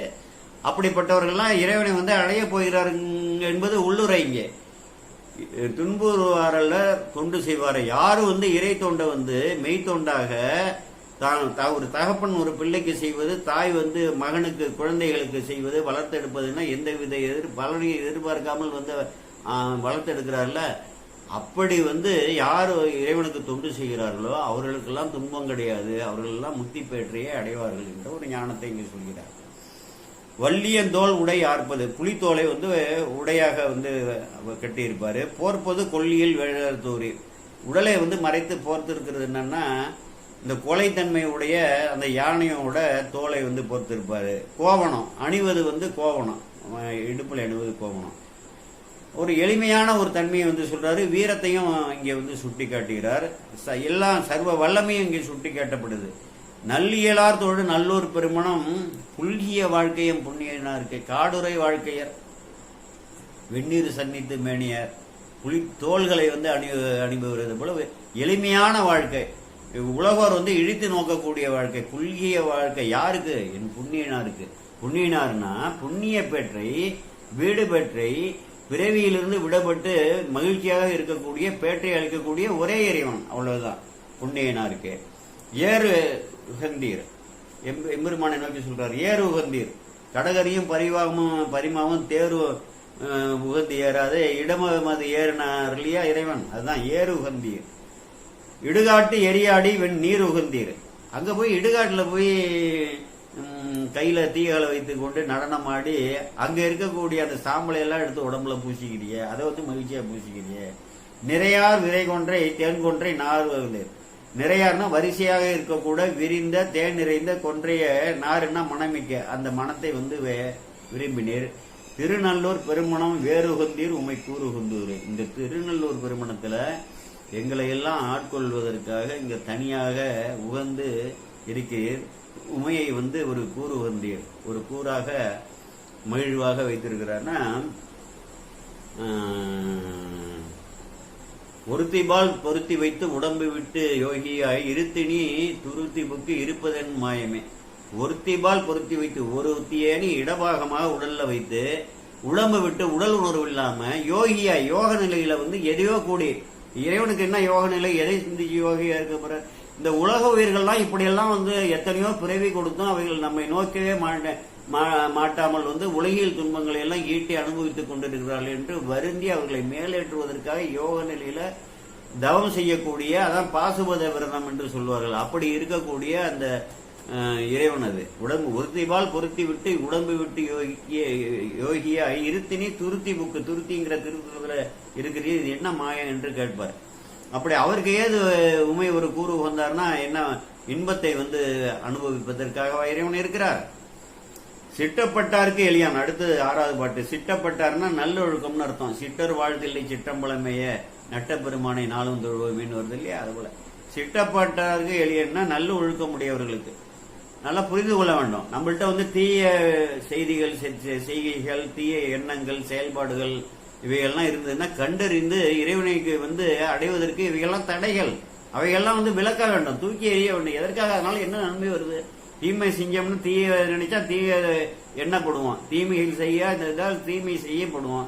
இது உண்மைதானே, அனுபவ உண்மைதானே. எதற்காக இவைகளை செய்து நாம் ஏற்றிக்கொண்டு பிறகு துன்பப்பட வேண்டும்? அதனால சிட்டப்பட்டாருக்கு எளியாம். அதுபோல ஒழுக்கமுடையவர்களுக்கு மிகவும் எளிமையாக ஒழுக்கத்தோடு நல்ல ஒழுக்கத்தோடு கூடிய வாழ்க்கை வாழ்ந்து இறைவன் மேல் அன்பு செலுத்த வேண்டும். எளியன் செங்கன் வேட்டுவா பட்டம் கட்டும் சென்னியான்னா, அந்த வேட்டுவ பட்டம்னா வேட்டுவ கிரீடம் அணிந்து கொள்கிறார்கள், பட்ட நெற்றியர் அப்படின்னு சொல்லி நம்ம பல்லவனை சேர்த்துல வரும். பரசுபாணி பட்ட நெற்றியர் என்று வரும். அதே போல நெற்றியில பட்டம் கட்டி இருக்கக்கூடியவர். அதாவது அந்த வேட்டுவ பட்டம்னா வேடுவர்கள் ஒரு துணி போல கட்டியிருப்பார்கள், ஏதாவது ஒரு மலர் கிரீடம் போல வைத்திருப்பார்கள், அதே போல தலையில் அணிந்து இருக்கக்கூடியவர். அவருடைய இடம் எது, எங்க தங்கியிருக்காரு அவரு இறைவன்? இப்பொழுது எங்க இருக்கிறாரு? நட்டம் கொட்டு ஆட்டரா நல்லூர் பெருமானத்து. அங்க இசையோடு ஒழித்து அந்த கொட்டி பேரிசையை எழுப்பி நடனம் ஆட கொண்டிருக்கக்கூடிய தொண்டர்கள்லாம் இருக்கக்கூடிய நல்லூர் பெருமணத்து. இட்டப்பட்டால் ஒத்திரால் எம்பிரானே. இட்டப்பட்டால்னா வேண்டுதல் வேண்டாமை இலாங் என்பது போல இங்கே இருக்கிறியே எம்பிரானேரே என்று சொல்லி, அந்த இயல்பாக எப்படி இருக்கிறீர்களே என்று சொல்லி, இவருக்கு வேண்டுவதும் கிடையாது, வேண்டாதவர்களும் இறைவனுக்கு கிடையாது. எல்லா உயிர்கள் மேலே உள்ள கருணையால் தான் எல்லா உயிர்களுக்கும். கடவுளே இல்லைங்கிறவருக்கு அவர் உணவு ஊட்டுறாரு, அவர் மூச்சை ஓட வச்சுக்கிட்டு இருக்காரு, அவனுக்கு செல்வங்கள்லாம் கொடுக்கிறாரு, தன்னை இழுத்து பேசுறவனுக்கு எல்லா செல்வங்களையும் அளிக்கிறாரு, அவனை வாழ வைக்கிறாரு. அவருக்கு ஏது வேண்டியவர் வேண்டலாம், கருணையோடு கொடுத்து அந்த துன்பத்தை அதுக்கப்புறம் அடைய போறான். அந்த உயிரை பக்குவப்படுத்துவதற்கு அதற்கான பலன்களான ஒரு பெருந்துன்பத்தை அந்த உயிரை அனுபவித்து சுட்டு எடுத்தால்தான் அது சங்காகும். சுட்டபின் சங்காகும்னு சொல்லுவாங்கல்ல, சங்கு சுட்டாலும் வெண்மை தரும்னு சொல்லுவாங்களா, அவனை சுட்டு எடுத்துதான் அந்த வெண்மையை தூய்மையை ஆக்க வேண்டியதற்காக அதுல தன்னையை இழுத்து பேச வைக்கிறாரு. அவனை தன்னை மறுக்க வைக்கிறார். கடவுளே இல்லைன்னு சொல்றான். இல்லைன்னு சொல்லிட்டு போனாலாம் பிரச்சனை இல்லை. அந்த கடவுளை அவர் இல்லாதவரை போய் எதுக்கடா இழுச்சி பேசுற, நீ தான் இல்லைன்னு சொல்லிட்டு. இல்ல, அறிவு இருக்கணும்ல கொஞ்சமாவது. ஒண்ணுமே கிடையாது. அந்த பாவங்களை அவன் அடையக்கூடிய உணவு தான். ஆனா அவருக்கு வேண்டுவதலோ வேண்டுதல் வேண்டாமை இலான் அடி சேர்ந்தாருக்கு யாண்டும் இடும்பைன்னு சொல்றது போல எல்லாருக்கும் சமமாக இருக்கக்கூடியது எம்பிரானாகிய சிவபெருமான் சொல்றாரு. மேகத்த கண்டன், மேகம் போன்ற கண்டன், கருணையின் வடிவு. யார் சரணடைந்தாரோ அவர்களை எல்லாம் காக்கிறார் இல்லையா. மேகத்த கண்டன் எண் தோழன், 8 தோழன்னா வலிமையை பறைசாற்றுகிறார். வெண்ணீற்று உமை பாகத்தன், அங்கே அந்த அம்பிகைக்கு பேரு வெண்ணூற்றி உமைன்னு பேரு. அங்க அம்பிகை சன்னதியில திருநீர் தான் கொடுப்பார்கள். அங்க அதுல ஒரு சிறப்பு. பின்பக்கம் அந்த அம்பிகை சன்னதிக்கு கண்டிப்பாக எல்லாரும் போய் பார்த்துட்டு வரணும். இத்தனை பேர் முத்தி பேர் அடைந்த ஒரு தலம் என்றால் அந்த உலகத்தில் உள்ள அந்த ஒரு பகுதியில் அங்க இருக்குன்னா இது சிவனை வழிபடக்கூடியவர்கள், ஏகரியாக கொண்டவர்கள் நிச்சயமாக கண்டிப்பாக அந்த தலத்தில் உள்ள இறைவனை வணங்கி வர வேண்டும். வெண்ணீற்றுமை பாகத்தன் பாய்புலி தோலோடு பந்தித்த நாகத்தன். புலித்தோலைய அணிந்து அதுல இருக கட்டியிருக்காரு பாம்பால போய் கட்டுவாரா பாருங்க. நல்லூர் பெருமணத்தான், அதாவது உலகியல் இயல்புக்கு முற்றிலுமாக மாறானவர் அந்த நல்லூர் பெருமணத்தில் இருக்கக்கூடிய எம் இறைவன். நல்ல போகத்தன் யோகத்தையே புரிந்தானே. நல்ல போகத்தன்னா நல்ல போகங்களை எல்லாம் உலகியலுக்காக புரிகிறார், உலகவருக்காக கொடுக்கிறார். ஆனால் அவர் என்னன்னா யோகத்திலேயே நிற்கிறார். முன்னரே யோகத்தை பற்றி நான் விளக்கிவிட்டேன். யோகத்தையே புரிந்தானே. தக்கிருந்தீர் தக்கவாறு இங்கே வீட்டிருக்கிறீர். அன்று தாளால் அரக்கனை உக்கு உள்ளடக்கி, உக்குன்னா உள்ளடக்கி இருந்து ஒல்க வரைகீழ் அடர்த்திட்டுன்னா உள்ள வைத்து அமுக்கி வரைகீழ் அடர்த்திட்டு வரைகீழ் இட்டு நசுக்கி விடுறாரு, நக்கெருந்தியர். அப்ப வந்து என்ன பண்றீங்க, அப்படி லேசா சிரிக்கிறாரு சாமி, நீ மலையா தூக்குறா இவ்வளவு அகனமா உனக்குன்னு லேசா விரல வைக்கிறாரு, நசுங்கி போயிடுறான். 10 தோள்களும் 10 தலையும் 20 தோள்களும் நர என்று நசுங்கிறான். இன்று நல்லூர் பெருமனும் புக்கிருந்தேர். இன்றைக்கு என்னுடைய திருமண நாளான இன்றைக்கு, என்றைக்குமே இங்க இருக்கிற இன்றைக்கு சிறப்பாக இந்த நல்லூர் பெருமணத்துல இங்கே வந்து தங்கி இருந்து இந்த செயலாக்கங்களை எல்லாம் செய்கிறீர்கள். எம்மை போக்கருளீர கேட்கிறாரு பாருங்க, என்னை போக்கருளீர்னு சொல்லி என்னை இருந்து ஏண்டு கொள்ளுங்கள், என் மனைவியை நானும் வந்துடுன்னு சுயநலம் கிடையாதுங்க. எப்படிப்பட்ட ஒரு பெரிய ஆச்சாரியார் இவரு. எமை போக்கருளீர்னா இந்த திருமணத்திற்கு வந்தவர்கள், இன்று இந்த ஊரில் இருப்பவர்கள் யாராருக்கு விதி இருக்கிறதோ, யார் வருகிறார்களோ, யார் வந்து என்னோடு இந்த சிவ தொண்டுகளை எல்லாம் இணைந்து செய்தார்களோ எல்லாரையும் வந்து இந்த பூமியிலிருந்து இந்த பிறவியிலிருந்து விடுத்து உங்க சிவலோகத்திற்கு எய்தை செய்து அருளீரே என்று ஒரு ஆச்சாரியார் கேட்கிறாருன்னா, எப்படிப்பட்ட ஒரு பரஞான முனிவன் இந்த உலகம் எல்லாம் உய்ய வேண்டும் என்று நினைப்பவர், ஒரு பேரருளாளர். சித்தர்கள் பலர் வந்து சுயநலமாக இருப்பார்களாம். 18 சித்தர் தானே பாட்டு எழுதியிருக்கிறாங்க. மீதி சித்தர்கள்லாம் என்ன ஆச்சு, சுயநலமா இருந்து தான் மட்டும் அந்த முத்தி பேர் அடையணும், உயர அடையணும், இந்த சித்திகளை எல்லாம் அடையணும். அந்த நிலையில்லாத சித்திகளுக்கெல்லாம் ஆசைப்பட்டு பல சித்தர்கள்லாம் இருக்கிறார்கள். இந்த சித்து வேலையெல்லாம் செய்வது, உலகை மயக்குவதெல்லாம். சிவத்தோடையே வந்து ஒன்றி இருக்கக்கூடிய உயர்ந்த நிலை சித்தர்கள், உலகியல் மக்களை வந்து நிலையில்லாத உலக வாழ்க்கை வந்து உணர்த்திய சித்தர்கள் தான் இந்த 18 சித்தர்கள். இந்த பாடல்கள் எல்லாம் அருளி நமக்கு இருக்கிறார்கள் பார்த்தீங்களா, அவங்களெல்லாம் வந்து எல்லோரையும் எடுத்து செல்ல வேண்டும். கடுமையாக சாடியாவது இவனை மக்களை வந்து திருத்தி, இந்த உயிர்களை திருத்தி இறைவனடியை கூட செல்ல வேண்டும் என்று சித்தர்கள்.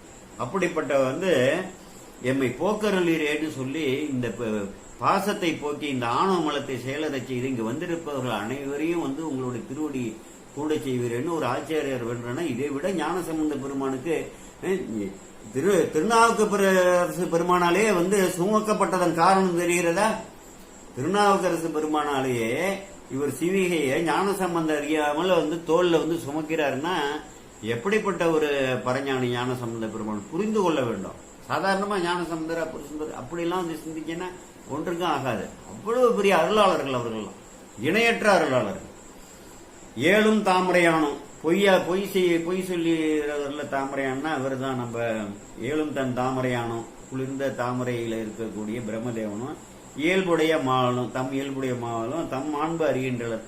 ஆணவத்தால் வந்து அறிய முயற்சி வந்து இறைவனோட மாண்பை வந்து அறிந்து கொள்ளாமல் இருக்கிறார்கள். மாமரை நாளும் பாட்டு என்பர். இந்த மாமரை இருக்கிறதே அந்த நாளும் வந்து இந்த நல்லூர் பெருமணத்தில் இருப்பவர்கள், இந்த உலகத்தில் இருப்பவர்கள் தம் பாட்டு என்று அதை வந்து போற்றி பரவுவார்கள். நல்லூர் பெருமணம் போலும் தம் கோயில் புரிசடையா இருக்கு.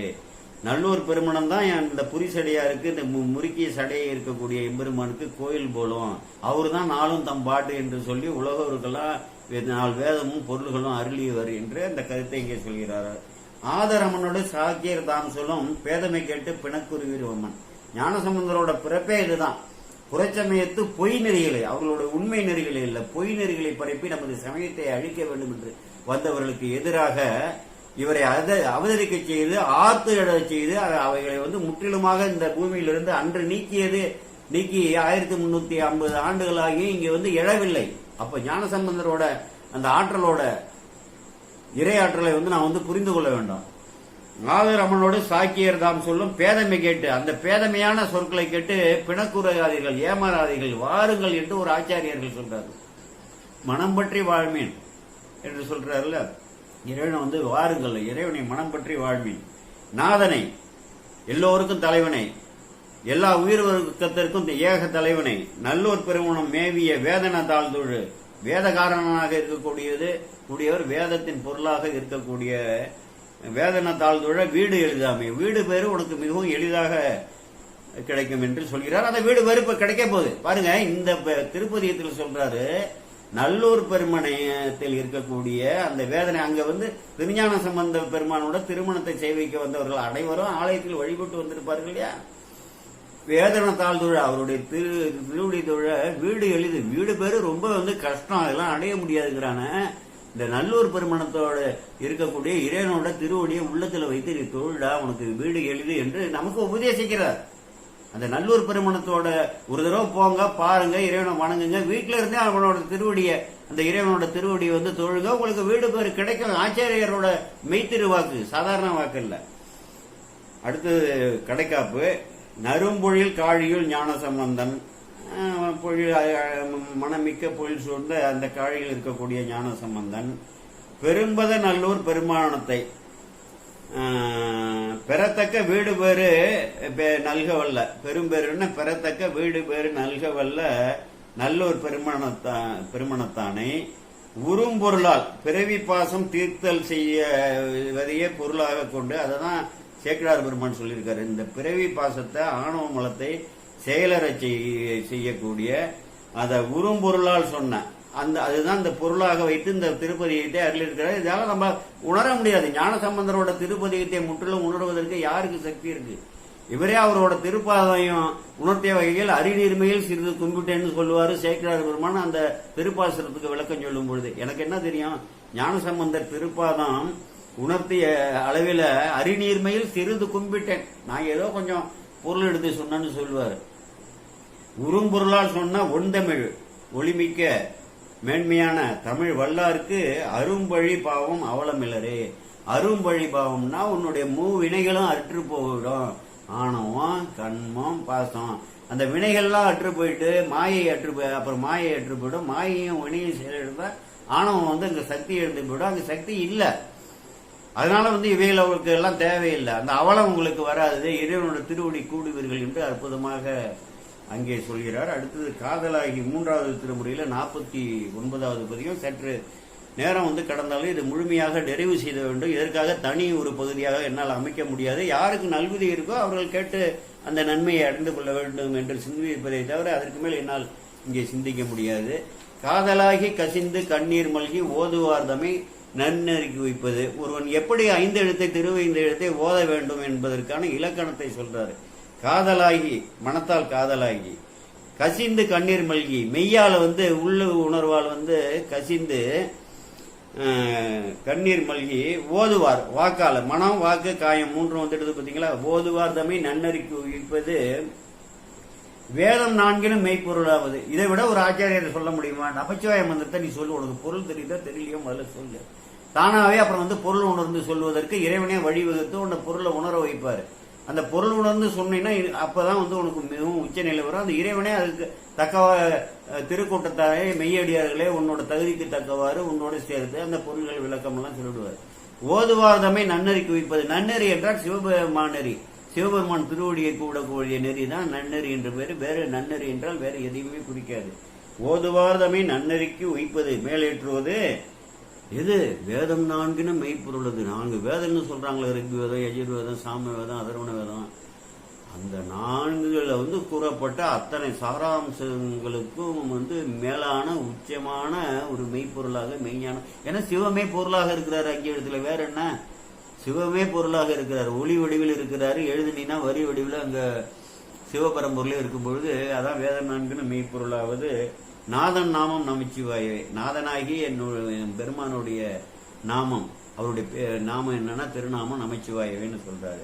நம்புவார் அவர் நாவின் நவிற்றினால் வம்பு நான்மலர் வார்மது. யார் வந்து நம்பி நமச்சிவாய மந்திரம் வந்து சிவனே பொருளாக இருக்கிறார் என்று சொல்லி நம்பி தொடர்ந்து ஓதி வந்தா அது தேனூர் மாதிரி இனியதா தேனாய் இன்னமுதாய் தித்திக்கும் சிவபெருமான்னு சொல்றாருல, அப்படி. ஆமா. அப்ப வந்து வம்பு நான் மலர்னா அன்றளர்ந்த மலர் இருக்கு இல்லையா, அது வம்புன்னா மனம்னு அர்த்தம், வாசனை. வம்பு நாள் மலர் வாறு மது உப்பது. அன்றளர்ந்த மனத்தில் தொழிற்த தேனவை போன்று அது இருக்கும். நன்று கண்டேன் அது நமச்சிவாயகடி, தின்று கண்டால் அது தித்தித்து தானே என்று நம்ம திருமூலர் சொல்லுவாரு. ஆலை படுகரும்பின் சாறு போல அன்னைக்கும் அஞ்செழுத்து நாமத்தான்கான் என்று சொல்லி திருத்தாண்டகத்துல நம்ம திருநாவுக்கரசு பெருமான் வந்து சுட்டியிருப்பாரு. செம்பனார் திலகம் உலகுக்கெல்லாம் நம்பன் நாமம் மகிழ்ச்சிவையே. செம்பனார் திலகம்னா செம்பன் போன்ற திலகமாக இந்த உலகத்துக்கெல்லாம் இருக்கக்கூடியது, அடையாளமாக இருக்கக்கூடியது, இறைவனை அடையாளப்படுத்துவது, இறைவனை பொருளாக இருப்பது அந்த நம்பனாகிய பெருமானுடைய நாமம் நமச்சிவாய. நமச்சிவாய இப்ப சேகர்னா நான் திரும்பி பார்ப்பேன், ராமசாமினா அவர் திரும்பி பார்ப்பாரு, மல்லிகானா அவங்க திரும்பி பார்ப்பாங்க. நமச்சிவாயன்னா யாரு திரும்பி பார்ப்பா? புரிந்து கொள்ள வேண்டும். அப்ப எவ்வளவு ஆற்றல் உள்ள மந்திரம்! அந்த இறைவனோட திருநாமமே நமச்சிவாயதான் என்று சொல்கிறார். நெக்குள் ஆர்வம் மிக பெருக இணைந்து ஒரு இலக்கணத்தை சொல்றாரு. உனக்கு வந்து நெக்கு உருகணும், உள்ளத்துல உருகணும். இறைவன் தானே இந்த வாழ்க்கையை கொடுத்தாரு. இறைவன் கொடுக்கலன்னா நான் கல் போல இருந்திருப்பேன். இந்த உடலை எனக்கு கொடுத்து இந்த உலகத்துல பயில வைக்கலைன்னா இந்த அகக்கரமாகிய மனசித்தம் புத்தி அகங்காரம் உலகில பார்த்து நோக்கி புரிந்து கொள்வதற்காக மெய்வாய் கண்மூக்கு செய்வி சுவை ஒளி ஊறு ஓசை நாற்றம்னு இவைகளெல்லாம் எனக்கு கருவியாக இந்த கொடுக்கலன்னா என் உயிரறிவால நான் என்ன செயல்பட முடியும்? இப்படிப்பட்ட கருணையோட இப்படிப்பட்ட ஒரு பிறவியை, அதுவும் மனித பிறவிய கடலை கையால நீந்தி அடைவது மனித பிறவி, வாய்த்தது நந்தமுக்கு ஈதோர் பிறவி மதித்திடுமேன்கிறாரு அப்பர் பெருமான். அப்படிப்பட்ட நெக்குள் ஆர்வம் இதெல்லாம் நினைச்சாதான் நமக்கு வினவாமலே இந்த கொடையாளிச்சிருக்கார். கேட்டா அந்த பிறவியை கொடுத்தாரு சாமி, வினவாமலே அவர்களுக்கு எங்கெங்க அந்த உயிர்களை பக்குவமாக பிறக்க வைக்கணுமோ அங்க பிறக்க வச்சு அதெல்லாம் நினைச்சு உருகி நெக்குள் ஆர்வம் மிக பெருகி நினைந்து அக்கு மாலை கொடு இங்கிருந்து அந்த இது ருத்ராட்ச மாலை கொண்டு அங்கையில் எண்ணுவார், கணிப்பார். மனத்தால் கணிக்கிறது சிவாயனம்னு மனசாலேயே கணிச்சுட்டு போறது. எண்ணுவார் தக்க வானவரா தகுவிப்பது. அவர்களை தக்க வானுலகத்திற்குன்னா சிவலோகம் தான் இங்க சொல்வது. தகுவிப்பது நக்கன் நாமம், ஆடை இல்லாதவன்ற பேரு, எந்த பற்றும் இல்லாதவன்ற பொருள். அவருடைய நாமம் நமச்சிவாயவே. யமன் தூதரும் அஞ்சுவார் இன்சொல்லால். யமன் தூதர்னா மரண வேதனைக்கு ஒப்பானது. அஞ்சுவார்னா அவர்கள் தாக்காது ஒதுக்கி விடுவார்கள். யம தூதர்களும் அங்கிருந்து பார்த்தா என்ன பண்ணுவாங்க? விபூதி அணிஞ்சிருக்கான், ருத்ராஜம் போட்டிருக்கான், நமச்சிவாய மந்திரம் சொல்றான், இவன் தான் சிவன் அடியானா இருப்பாங்களுக்கு. இவனை பிடித்து போக ஆட்சிகளே யமதூதர்களுக்கு கிடையாது, யமனுக்கு கிடையாது. முதல்ல அதை தெரிஞ்சுங்க. யமனை நம்புறீங்கல்ல, யமனையே மறந்துடுறது. அயோக்கியதனம் அர்த்தம் பண்றது. 60ஆம் வருஷம் போய் திருக்கடையூர்ல 70ஆம் வருஷம், அப்புறம் 70 வகுத்துட்டாங்க. 80, 90, 100 4 பேர் விழுந்து வணங்க அளவுக்கு தகுதி இல்லாத நீ எதுக்கு அங்கெல்லாம் போற? அதுவரையிலும் இறைவனை நீ நினைச்சது கிடையாது, உண்மையா வணங்கினது இல்லை. கருவேப்பிள்ளை மாதிரி இறைவனை பயன்படுத்திக்கிறது உன்னுடைய இல்லற ஆக்கத்துக்கும் துன்ப நீக்கத்துக்கும். அப்புறம் மறந்துடுறது. 60ஆம் வயசுல போய் அங்க போய் அதை பண்ணிக்கிட்டா போயிடுமா? அப்ப யமன் ஞாபகம் இருக்குல்ல, நினைவு வருது இல்ல, அப்ப அயோக்கியத்தனம் முழுதும் பண்ணிட்டு அங்க போய் போனீங்கன்னா தீர்த்துடுவார இல்ல, சிந்திச்சு பார்க்கணும்.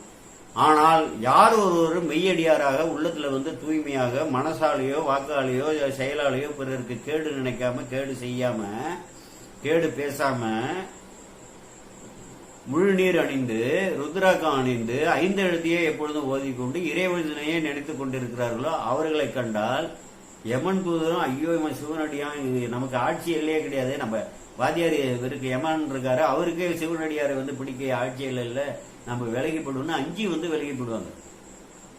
அப்பர் பெருமான் சொல்றாரு, யாரு நீர் அணிந்து ருத்ராக்கம் அணிந்து இந்த பணிகள் எல்லாம் செய்யறானோ சிவனடியாரா இருக்கானு எல்லா சிவனடியாருக்கான அடையாளம் காட்டி அவன் பக்கமே போவாத, எங்க பெருமான் உன்னை சுட்டுடுவாருன்னு சொல்லி காலபாச திருக்கோயில் சொல்றாரு. அந்த யமன் பிடிக்கிறதுக்கு முன்னாடியே முதல்ல வாட்போக்கி இறைவனை அடைங்கடான்னு சொல்லி திருவாட்போக்கி இதுல முழுவதும் யமவாதனையிலிருந்து தப்புடாங்கிறார். யாராவது யமவாதனை பத்தி சிந்திக்கிறானா வாழும்போது ஆனா உண்மைன்னு தெரியும். யமன்னு ஒருத்தர் இருக்காரு, இறந்து போகும்போது அடிச்சு குடிச்சு குத்தி கொண்டு போறான்னு எல்லாருக்குமே தெரியும். ஆனா மாயை மறைக்குது. சிந்திச்சு வாங்க, எங்களோட வழியில வாங்க, நாங்க இறைவனை நோக்கி எப்படியெல்லாம் அழைத்து காத்து இந்த உலகியல் துன்பங்கள் இருந்து அழைத்து போகும்போது நாங்க ஆச்சாரியர்கள் சொன்னது தானே எடுத்து சொல்றோம், சொந்த கருத்தையே சொல்றோம். ஏதாவது ஒரு கருத்து சொல்லு, ஏன் நீங்க சொந்த கருத்தை புகுத்தினீர்கள் முடியாது. அது பெரிய பாவங்கிற ஒரு கொள்கை நமக்கு. எவன் தூதரும் அஞ்சுவர் இன்சொல்லால் நயம் ஓத வல்லார் நன்னினால். யாரு இன்சொல்லால நயத்தோடு ஓதுகிறார்களோ அப்படிப்பட்ட மெய்யடியார்களை நீ சேர்ந்தாலே அப்ப சார்ந்ததன் ஒன்னமாயிடுவ. அவர்கள் தரித்த ருத்ராட்சத்தை தரிச்சுவ, ஊதியை அணிந்து கொள்வ, நீயும் நமச்சிவாய மந்திரத்தை ஓதுவ. அப்புறம் எப்படி யமன் தூதர் ஒருவர் அங்கி ஓடிவிடுவான். நயம் ஓத வல்லாதமை நன்னினால் நியமந்தான் நினைவார்க்கு, நியமமாக தவறாம எப்பொழுதுமே நினைக்கக்கூடியவர்களுக்கு இனியான். யாரு? நெற்றி நயனன். அவரோட நாமம் என்ன? நமச்சிவாயவே. கொல்வாரேனும் குணபல நன்மைகள் இல்லாரேனும் எல்லா தீங்கையும் நீங்குவர் என்பார். கொல்வாரேனும்னா உலகத்திலேயே கொலைப்பழிதான், கொலை பாவம் தான் பெரிய பாவம். அதை ஆச்சாரியர் எடுத்து உபதேசிக்கிறார். அவன் கொலை செய்த பாவம் செய்தவனாலும் நற்குணம், பிற உயிர்களுக்கெல்லாம் நல்லது செய்யணுங்கிற எண்ணமே இல்லாம, நல்லது செய்கிற எண்ணமே இல்லாம சுயநலமாக வாழ்வதும் ஒரு பாவம். குணபல நன்மைகள் இல்லாரேனும் யார் வந்து நமச்சிவாய மந்திரத்தை ஓதுறானா அவனால ஓத முடியாது. அது முதல்ல புரிந்து கொள்ள வேண்டும். ஓத விடாது. நம்மையே ஓத விட மாட்டேங்கிறாரு, மறக்கடிக்கிறாரு. அவனுக்கு எப்படி வந்து ஓத விடுவாரு? அதையும் மீறி அவன் வந்து ஓதிட்டான்னா கொள்வாரேனும் குணபல நன்மைகள் இல்லாரேனும் எல்லா தீங்கையும் நீங்குவர் என்பார். அவங்க செஞ்ச அந்த பாவம் பழிகள் இருக்குல்ல, அவ்வளவு தீங்குகளையும் நீங்குவர் என்பால் நல்லார் நாமம் நமச்சிவாய்வே. அப்படி என்ன பண்ணணும்னா அந்த தவறுகளுக்கெல்லாம் வந்து வருந்தி இதுக்கு மேல நான் தவறே செய்ய மாட்டேன், இறைவா என்னை இப்படி வந்து தவறுகள் எல்லாம் செலுத்தி விட்டாயே, உன்னை அடையதானே இந்த பிறவி கொடுத்திருக்கேன்னு அவன் வந்து 5 எழுத்த மனம் உருக்கி மனம் கரைந்து துஞ்சிலும் துஞ்சிஞ்சிடம் இல்லாத போதிலும் நெஞ்சகம் நைந்து காதலாகி கண்ணீர் மல்கி ஓதுனான்னா அவனுக்கு எதுவுமே வராது. கொள்வாரேனும் குணபல நன்மைகள் இல்லாரேனும் எல்லா தீங்கையும் நீந்தூர் என்பார் நல்லாராகிய பெருமானுடைய நாமம் நமச்சிவாயவே. அடுத்து மந்திரமன்ன பாவங்கள் மேவிய பந்தனையவர் தாமும் பகர்வரேல் சிந்தும் வல்வினை செல்வமும் மல்குமால் நந்த நாமம் நமச்சிவாயவே. நந்தி நாமம் நமச்சிவாயவே. மந்திரமன்ன மலை அளவுக்கு வந்து பாவம் புரிஞ்சிருந்தாலும் பல பிறவிகள் எண்ணற்ற பிறவிகள் அடிக்கிட்டே போயிருக்கு. பாவமே புரிஞ்சு வந்திருக்கிறார். வேடனாக இருந்திருக்கிற வேற எழி குலத்திலெல்லாம் பிறந்து பல குலங்கள்ல பிறந்து உயர்ந்த குலத்துல பிறந்து கீழ்த்தரமான செயல்கள்லாம் செய்து சதியெல்லாம் செய்து எவ்வளவோ கொலை குற்றங்கள் கொள்ளைகள் எல்லாம் அடிச்சு என்னென்னமோ எல்லாம் பண்ணியிருக்கு இல்லையா. அப்படி மந்திர மலை அக்கௌண்ட்ல கணக்குல ஏறிக்கிட்டே இருக்கு இல்லையா. அவ்வளவு மலை அளவுக்கு நீ பாவம் செஞ்சிருந்தா கூட பந்தம், அந்த பந்தம்னா உலகில கட்டி போடக்கூடிய பந்தனையவர் தாமும் பகர்வரை அவர்களும் வந்து மனம் உருகி இந்த இலக்கணத்தோட சிவனடியாராகி நமக்கு ஏக இறை சிவன் உணர்ந்து நமச்சிவாய மந்திரத்தை வந்து சொன்னான்னா அவர்களோட வல்வினையெல்லாம் செஞ்சு அவர்களுக்கு துன்பம் கொடுக்காம போயிடும். ஏன்னா இவன் நமச்சிவாய மந்திரம் ஓதுறான், முழுநீர் பூசிட்டான், திருநீர் அணிஞ்சிருக்கிறான், சிவனை நோக்கி பயணிக்கிறான், திருமுறைகள்லாம் படிக்கிறான், ஆலயத்திற்கு போறான், வழிபடுறான். அப்படிங்கும்போது அந்த வல்வினைகளை அதை ஊட்டக்கூடிய தெய்வங்கள்லாம் ஊட்டாது. சிவனோட ஏவலாட்கள் தானே அவைகள்லாம். செல்வமும் மல்குமால்னா அருட்செல்வம் பொருட்செல்வம் உனக்கு என்னென்ன வருமோ அவைகள் எல்லாமே கிடைக்கும். நந்தி நாமம், நந்தினா சிவம் என்று பொருள். நந்துதல்னா அழித்தல், தீயவற்றை அழிக்கக்கூடிய சிவன், அதனாலதான் நந்தி என்ற பொருள் அப்படின்னு புரிந்து கொள்வார். நரகம் 7 புக நாடுறேனும் நிச்சயம் இவனுக்கு வந்து 7 வகையான நரகத்திலையும் வந்து பூந்துதான் அவனு நிச்சயிக்கப்பட்டு விட்டான் அவனோட பாவத்தால. அவன் கூட ஒரே செய்வாராயின் அவன் நமச்சிவாய மந்திரத்தை இந்த இலக்கணத்துக்கு உள்பட்டு நான் முன்னாடி சொன்னல அவன் வந்து அதை சொல்ல ஆரம்பிச்சிட்டான்னா தாமும் பகர்வரேல் இது உரை சிவராயிடின் உருத்திரர் விரைவியே புகுத்திடும். ருத்ரலோகத்துல வந்து விரைவாக வந்து இறைவன் வந்து புகுத்திடுவார். சிவபெருமான் இருக்கக்கூடிய ருத்ரலோகத்துல அப்படிப்பட்டவனை கூட 7 நரகத்தையும் புகுந்து நரக துன்பங்கள்லாம் அனுபவிக்குவதற்காக நிச்சயிக்கப்பட்டவனே அந்த நிலையிலேயே அவன் நமச்சிவாய மந்திரத்தை ஓத ஆரம்பித்து விட்டால் அவனை விரைந்து அந்த ருத்ர சிவலோகத்தில் வந்து புகுத்தி விடுவாங்க. அப்படிப்பட்ட வரதர் வரமே கொடுக்கக்கூடிய வரத்தின் உருவமாக இருக்கக்கூடிய அந்த சிவபெருமானோட நாம நமச்சிவாயவேன்னு சொல்றாரு. இலங்கை மன்னன் எடுத்த அடுக்கல் மேல் தலங்குள் சங்கரன் தான் விரல் உண்டலும் மலங்கி வாய்மொழி செய்தவன் உய்வகை நலங்குள் நாமம் நமச்சிவாயவே. இது ராவணனோட வரலாறு. அவன் மலையை தூக்குறான், லேசா அமுக்கிறாரு, அப்புறம் சாமகீதம் பாடுறான், 5 எழுத்து உரைக்கிறான், உடனே காப்பாற்றி தேர் உண்டு வாளு சங்கர வாளு தேரு ராவணங்கிற நாமம் எண்ணின்றி முக்கோடி வாழ்நாள் எல்லாரையும் வந்து அடக்கி ஆளக்கூடிய பெரிய வலிமை எல்லாத்தையும் கொடுக்கிறாரு இல்லையா. கேட்காமலே அவன் வினவாமலே இப்படி வந்து அதான் வரதன்னு சொன்னாரு பாருங்க. அவன் கேட்காமலேங்க ஒருத்தர் கேட்டு தாங்க எல்லா தெய்வம் கொடுப்பாரு. இவரு ராவணன் கேட்கல, எப்படியாவது இந்த கஷ்டத்துல இருந்து விடுவிச்சு தப்பிச்சு ஓடினா போதுன்னு சொல்லி 5 எழுத்து உரைக்கிறான், சாமகீதம் பாடுறான், என்னென்னமோ பண்றான். எழுந்த உடனே அவனுக்கு நீ அழுகிறடா, உனக்கு ராவணன்னா அழுபவன்னு பேரான். எண்ணின்றி முக்கோடி வாழ்நாள் சந்திரகாசங்கிற வந்து ஒரு ஒப்பற்ற வாள், ஆகாயத்துல ஓடக்கூடிய ஒரு பொன் தேரு, வலிமை எல்லாத்தையும் வந்து கேட்காமலே நல்றாருங்க. அப்படிப்பட்ட இறைவன் நம்ம இறைவன் புரிந்து கொள்ளணும். நீ கேட்காமலே கொடுப்பார். கேட்காம தானே உனக்கு பிறகு கொடுத்தாரு. நீ கேட்டா வந்து இந்த இந்தியாவில் தமிழ்நாட்டில் பிறந்து சைவத்தை நாட வேண்டும், நமச்சிவாய மந்திரம் சொல்ல வேண்டும், திருமுறைகளை வந்து பற்ற வேண்டும் வந்த உன்னுடைய தகுதி கருதி முன்னை தவம் கருதி உன்னை இங்க பிறப்பிச்சு இதை கேட்க வச்சிருக்கிறார். ஆச்சாரியர்கள் உபதேசத்தெல்லாம் உங்களை கேட்க வச்சிருக்காருன்னா அந்த தவத்திற்கு நீங்க ஆளாயிருக்குன்னா இறைவனோட திருவருள். ஆமா, அப்படி மலங்கி வாய்மொழி செய்தவன் உய்வகை நலங்கொள் நாமம் நமச்சிவாயவே. போதன கண்ணன்னா தாமரை போதில் இருக்கக்கூடிய பிரம்மனும் போது போன்ற தாமரை கண்ணனாகிய கண்களை தாமரை போன்ற கண்களை உடையவனா கண்ணனும் அண்ணல் தான் பாதம் தான் முடி நேடிய பண்பறை பாதத்தையும் முடியும் ஆணவத்தோடு நாம் கண்டு விடுவோம்னு பாக்குறாங்க. யாதும் காண்பறதாகி அளந்தவர் அளமந்து போனவர்கள் வருந்தியவர்கள் அவர்கள் ஓதக்கூடிய நாமும் இன்றைக்கு நமச்சிவாய மந்திரத்தை தான் அவர்கள் தான் ஓதிக்கொண்டிருக்கிறார்கள் என்று அவர்களே ஓதும் பொழுது நீ ஏன் ஓத மாட்டேங்கிற சிந்திச்சு பாரு. அப்ப அதெல்லாம் ஓதினா அவர்கள் அந்த பேரை பெற்றிருக்கிறார்கள். தவத்தால தான் அந்த தெய்வ நிலையை அடைந்திருக்கிறார்கள். அந்தந்த பணிகள் இறைவனால் கொடுக்கப்பட்டிருக்கிறது. பழவைக்கும் தொழில் கொடுக்கப்பட்டிருக்கிறது, காக்கும் தொழில் கொடுக்கப்பட்டிருக்கு, அழிக்கும் தொழில், வினைகளை ஊட்டுவதற்காக நவகிரகங்கள், நட்சத்திரங்கள், திசை தெய்வங்கள் எல்லாவற்றிற்கும் அந்தந்த அருள் எல்லாம் கொடுத்து அவர்கள் உயிர்கள் மேல சிவன் தான் இயக்குறாரு. அதை புரிந்து கொள்ள வேண்டும். கஞ்சி மண்டையர் கையில் உன் கையர்கள்னா மண்டை ஓட்டில் கஞ்சி உண்ணக்கூடிய புத்தர்கள், கையில் உங்கையர்கள்னா கையில கவலச்சோரை வாங்கி செல்லக்கூடிய அமனர்கள் அப்படி இருந்தவர்கள். வெஞ்சொல் மிண்டர் அவர்கள்லாம் வெண்மையான சொற்களையே சொல்லக்கூடிய கொடியவர்கள். விரைவிலர் என்பதால் இறைவனை நோக்கி அடைவதற்கு அவருக்கு விதியே இல்லை என்பதால் விஞ்சை அண்டர்கள் வேண்ட அமது செய். விஞ்சைனா எல்லா வித்தையும் அண்டர்களுக்கு தெரியும். திருமால் பிரம்மன் முதல் இந்திராதி தேவர்களுக்கு எல்லா வித்தையும் தெரியும். அந்த விஷம் வந்தோடனே எல்லா முயற்சியும் பண்ணி வித்தையெல்லாம் போட்டு பாக்குறான், ஒண்ணுமே நடக்கலங்கும் போது திடீர்னு இறைவன் தான் சிவன் தான் இறைவனே தான் புகலிடம் சொல்லி எல்லாரும் இங்க வணங்கணும்னு அமுதாக அதை செய்தார் அந்த இடத்தை. அப்படிப்பட்ட ஒரு பெரிய பேரருள் கொடுக்கக்கூடிய இறைவன் அமுதை நஞ்சுன் கண்ட நமச்சிவாயவே. நந்தி நாமம் நமச்சிவாய திருக்கடை காப்பு. நந்தி நாமம் நமச்சிவாய எனும் சந்தையால்னா வேதங்கள்ல சொல்லப்படக்கூடிய இசையை ஒட்டி இசைத்து பாடியது சொல்றாரு. தமிழ் ஞான சம்பந்தன் சொல் சிந்தையால் மகிழ்ந்து ஏத்த வல்லார்கள் எல்லாம். அந்த நமச்சிவாயங்கிற பதத்தை சிந்தையால் மகிழ்ந்து அதான் காதலாகி கசிந்து கண்ணீர் மல்கி துஞ்சலும் துஞ்சல் இல்லாத போதிலும் நெஞ்சகம் நைந்து யாரு உருகுவார் உள்ளத்து ஒன் சுடர்னு சொல்றாரோ அப்படி ஏத்த போற்றி பரவ வல்லார்கள் எல்லாம் பந்தபாசம் அறுக்க வல்லார்களே. பந்தபாசம்னா எல்லாமே அற்று போயிடும். ஏன்னா பந்தங்கிறது என்ன, இந்த உலகை கட்டி உயிரறிவை மறைத்து கட்டி போட்டு இருப்பது ஆணவம். அந்த ஆணவத்தை செயலற செய்வதற்காக இறைவனால் கொடுக்கப்பட்டது மாயையும் கர்மாவும்.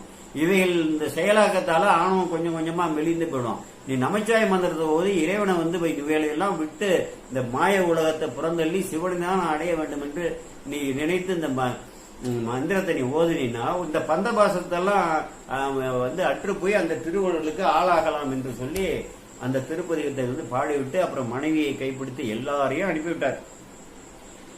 ஆமா, அப்போ எல்லாரும் புக்கதன் பின் ஈரில் பெரும் சோதிய நூல் எல்லோரும் புக்க பின் அடைவரையும் அனுப்பினது பிறகு மீதி இருப்பது ஞானசம்பந்த பெருமானம் அவரோட மனைவி தான். தேவர்கள் முனிவர்கள் பலர்லாம் எட்ட நிக்கிறாங்க. இங்க வர்றதுக்கு அவர்கள் விதி இல்லாதவர்கள். சிலர் பார்த்து அஞ்சு கூட போயிடுறாங்க. என்ன நடக்குது, என்னடா ஜோதியாட்டம் வருது, எல்லாரையும் புகை சொல்றாரு, எல்லாம் உள்ள போறான் மறைஞ்சு போறான்னு அஞ்சு இருந்திருப்பார்கள் இல்லையா. எல்லாரும் போன பெண் காதலியை கைப்பற்றி கொண்டு வளம் செய்து அருளி பாருங்க, வளம் செய்து அஞ்செழுத்து ஓதி வளம் செய்து அருளி அப்படி என்று எடுத்துக்கொள்ளுங்கள். தீது அகற்ற வந்தருளும் திருஞான சம்பந்தர்.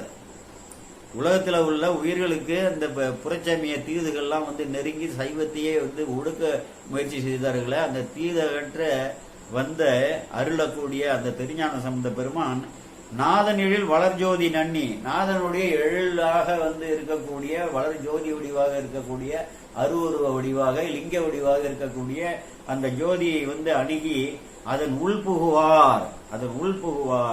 போத நிலை முடிந்த வழி புக்கு என்று உடனானார். இப்பொழுது ஞானசம்பந்த பெருமான் நீங்க அடைந்தது என்னன்னா சாயுஜ்ய நிலை, இந்த திருமுடி நிலை என்று சொல்வார்கள். காண்பான் ஆகிய உயிர் இறை காட்சி காணப்படும் பொருளாகிய இறை. அந்த காண்பானாகிய தன்னுணர்வு விட்டு அற்று போனோன்னா அந்த காட்சி அற்று போய் இறைவனோட ஒன்றி நினைத்து அந்த பேரின்ப வடிவான இறைவனோடு இணைந்து அந்த பேரின்பத்தை தூக்கக்கூடிய சாயுஜ்ய நிலை. அதற்கு மேல திரும்பி வரக்கூடிய வழியே கிடையாது. மற்றவர்கள் சிவலோகம் அதுல பல பதமுத்திகள்லாம் இருக்கு, அங்க போவார்கள் இருப்பார்கள், அங்கிருந்தே படிப்படி நிலையாக உயர்ந்து சாயுஜ்ய நிலை அடைவார்கள். இல்லை என்றால் வேண்டி இறைவனை வேண்டி பூமியில் நாங்கள் மீண்டும் பிறந்து உங்களை தவம் செய்து சாயுஜ்ய நிலையிலிருந்து அது மயிலாடுதுறை வரலாறுல அது அதை போல வருகிறது. அங்க இருந்தவர்கள் மீண்டும் இங்கே இந்த தொண்டு செய்து இறைவனுக்கு நோக்கி தவம் செய்து சாயுஜ்யத்தை அடைந்தார்கள் என்று ஒரு வரலாறு உண்டு. எவ்வளவோ இருக்கிறது, அதை நான் புரிந்து கொள்ள முடியாது.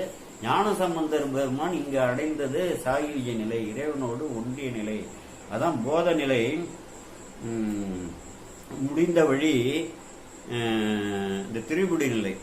அந்த ஞானத்திலேயே திருப்புடி நிலைன்னு சொன்னால காண்பான் ஆகிய உயிர், காணப்படும் பொருளாகிய இறைவன், காட்சி. அப்ப காண்பான் ஆகிய தன் உணர்வு அற்று போனோம்னா காட்சி அற்று போயிடுகிறது. அங்க சிவபரம்பொருள் தான் அங்க இந்த உயிர் உணர்வுக்கு, உயிர் அறிவுக்கு தெரியாது. அப்ப அதுக்கு இந்த உடலோட கருவிகரணங்கள்லாம் வேண்டாம். அந்த உயிருக்கு இந்த 5 புலன்களோ 5 பொறிகளோ அகக்கரணங்களாகிய மனம், சித்தம், புத்தி, அகங்காரம் இவைகள் எல்லாம் அற்று போய் இவைகள் எல்லாம் தேவையே கிடையாது. நேரடியாக உயிரே இறைவனை அறிந்து துதிக்கக்கூடிய அது ஒரு சித்தாந்த உயர்ந்த ஒரு ஞான செய்தி. அதை தான் இங்க சொல்றாரு. அதை புக்கு ஒன்றி உடனானார், இறைவனோட ஒன்றாக ஆனார் என்று சொல்லி முடிக்கிறார். பிள்ளையார் எழுந்தருளி புக்கதன்பின் ஞானசம்பந்த பெருமான் நம்மை பிரிந்து அந்த ஜோதியில் கலந்த பின் பெருங்கூத்தர் கொல்ல நீடிய சோதி குறிநிலை அவ்வழி கரைப்ப. பெருங்கூத்தர் ஆகிய பெருமான் அங்கே ஏற்றிய நீடிய சோதி, அந்த குறிநிலை, அந்த அடையாளம் அவ்வழி கரப்ப அது மீண்டும் மறைய வள்ளலார் தான் பழைய மணக்கோயில், அந்த நல்லூர் பெருமண கோயில் தோன்றுதலும் அங்க தோன்றுது. அந்த ஜோதி மறைந்து விடுகிறது, எல்லாம் முடிஞ்சு விடுது. தெளி நீர் உலகத்தை பேரு இல்லா தெரிந்தா. இந்த தெளிந்த நீரால் சூழப்பட்ட அந்த உலகத்துல அந்த பேரு நற்பேர் இல்லாதவர்கள்லாம் அஞ்சுகிறார்கள், என்னன்னு மயங்குகிறார்கள். என்ன நடந்ததே என்ன தெரியலையே, இப்படி எல்லாரும் போயிட்டார்கள்னு. கண்ணுதலா திருமேனி உடன்கூட கவிழியனார் நன்னியது தூரத்தை கண்டு. கண்ணியனார் திருமேனியோட ஞானசம்பந்த பெருமான் ஐக்கியமானார் பாருங்க. அந்த ஜோதியில ஐக்கியமாகி அந்த சாயுஜ்ய நிலை அடைந்தாரு. அது தொலைவில் நின்று கண்டார்களாம். யாரு? அவங்களுக்கு எல்லாம் விதி இல்லாதவர்கள். யாரு? தேவர்கள்லாம். நன்னிய தூரத்தை கண்டு நணுகப்பெறா விண்ணவரும் முனிவர்களும் விரஞ்சனே முதலானார். விண்ணவர்கள், தேவர்கள்ல பல வகை இருக்கார்கள், அவர்கள் பல வகை முனிவர்கள். அந்த விரிஞ்சனேன்னா பிரம்மதேவர் முதல் பல தேவர்கள் முதலானார். எண்ணிலவர் ஏசரவு தீர எடுத்து ஏத்தினார்.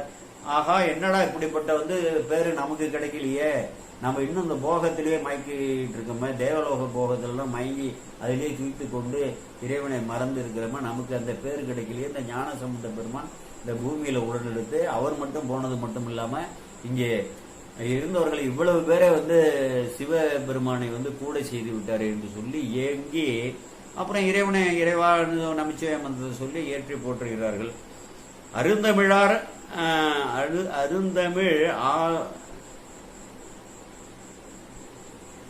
அருந்தமிழ் ஆசுரர் சரிதை அடியேனுக்கு.